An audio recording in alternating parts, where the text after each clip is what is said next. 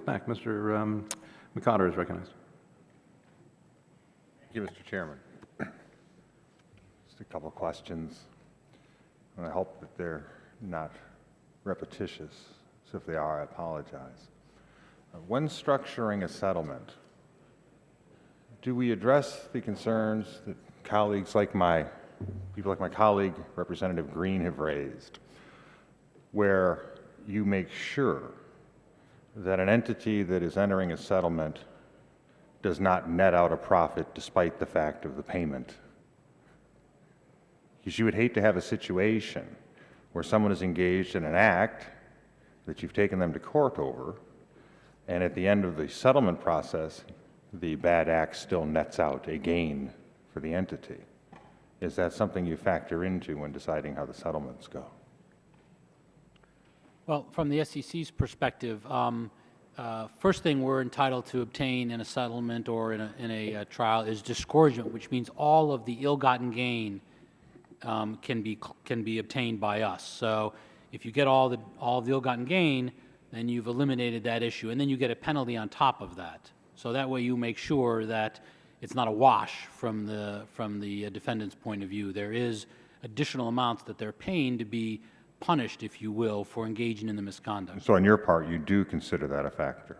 Yes. You want to make sure that they don't net out, That's at the end of the day, the cost of business argument. That's correct. Where does the money, I assume that that's, anybody else like to address that?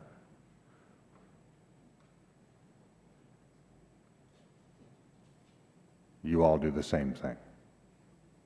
So we, at the Federal Reserve, we do the same thing to the with one variation. We don't have express authority to achieve disgorgement of the profit. We have a specific statutory schedule of fines that we're allowed to impose.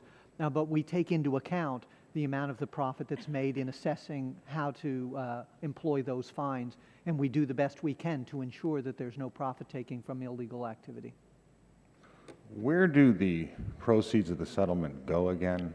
I'm sure it was asked, and I might not have been cognizant of it. Well, generally, where do they go? From the SEC's perspective, we obtained the so-called Fair Fund Authority under Sarbanes-Oxley, so we are now able to take the disgorgement and the penalties and return them to harmed investors. If there are no harmed investors, or more amounts are obtained than there is harm, then it goes to the U.S. Treasury. That hold true?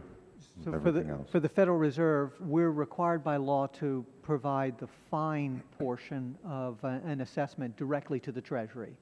However, we also have authority to require restitution to customers, and we do that as well. The reason I ask is maybe not necessarily in your instance, but there have been reports of other instances where you've had bad acts reported by an entity voluntarily prior to the government being aware of them. They would then go into a settlement with the agency they were involved with. The money would remain within the agency's budget. Now, I'm not saying, again, I take you at your word. I believe you, it's not the agency I'm discussing. So I'm just glad to see that from you individuals and from your agencies and entities that we have not gone from a point where these banks are no longer just too big to fail. They have become too big to jail. And I thank you for that.